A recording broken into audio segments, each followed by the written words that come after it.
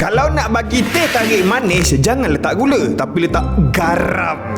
Yes. Sementara biologi, lidah kita ada sensor gula yang dipanggil sebagai SGLT1, protein transporter yang hanya akan carry glukos ataupun gula dekat dalam sel deri rasa bila ada natrium ataupun garam. And natrium chloride adalah secara semula jadi menyekat reseptor rasa pahit, dan garam akan dalkan lidah dengan satu amount pahit. Atas sebab yang simple ni, kedai makan akan sentiasa letakkan secubit garam even dekat dalam teh tarik untuk naikkan lagi rasa manis. And of course lah, dengan half susu tin tu.